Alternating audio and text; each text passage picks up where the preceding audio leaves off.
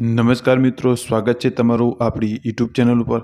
તો મિત્રો, જેવી રીતે તમે જાણો છો તેમ આપણી યુટ્યુબ ચેનલ પર એક નવી સિરીઝ ચાલુ કરી છે, જે અંતર્ગત આપણે તમને હવામાન વિશેની આગાહી તેમજ તેના સૌથી સચોટ અને એકદમ સાચા ન્યૂઝ તમને આપતા રહીશું। તો મિત્રો, આજે વાત કરવાના છે આગામી દિવસોમાં થનારા માવઠા તેમજ વાતાવરણની અંદર થવા જઈ રહેલા પલટા વિશેની। તો મિત્રો, વાત કરીએ તો ગઈકાલ અને આજ એટલે કે તારીખ 8 અને 9 એમ 2 દિવસ અતિશય ગરમી જોવા મળી હતી, જેના લીધે આવતીકાલ એટલે કે તારીખ 10ના રોજ સવારથી રાજ્યભરની અંદર વાદળછાયું વાતાવરણ રહેશે।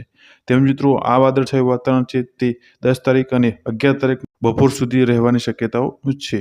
પરંતુ જો મિત્રો આ વાદળો એકદમ કાળા અને ઘાટા રહેશે તો આ વાદળોના લીધે રાજ્યના અમુક વિસ્તારોની અંદર માવઠું થવાની પણ શક્યતાઓ છે, જેની આપણા ખેડૂત મિત્રો ખાસ નોંધ લેવી તેમજ પોતાના પાકને સુરક્ષિત સ્થળે ખસેડી દેવો।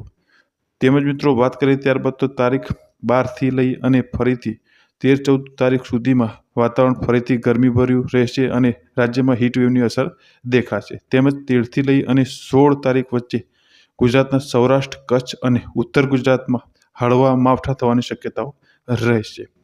તો મિત્રો, આ હતી આગામી દિવસોની અંદર થનારા વાતાવરણના પલટા વિશે અને માવઠા વિશેની। મિત્રો, તમને આપણા વિડીયોઝ કેવા લાગી રહ્યા છે એના વિશેના તમારા પ્રતિભાવ કમેન્ટ બોક્સની અંદર જરૂરથી લખીને જણાવશો। એ સિવાય મિત્રો, તમે આપણો વિડીયો જુઓ છો અને તમને આપણા આ વિડીયો પસંદ આવે છે તો વિડીયોને લાઇક કરજો અને અન્ય ખેડૂત મિત્રો સાથે પણ શેર કરજો, જેનાથી એ પણ પોતાના પાકને વહેલી તકે સાચવી શકે। આ સિવાય મિત્રો, આપણી ચેનલને તમે હજુ સુધી સબસ્ક્રાઇબ કરી નથી તો હાલ જ સબસ્ક્રાઇબ કરી લેજો। વિડીયોને અંત સુધી જોવા બદલ આપનો આભાર।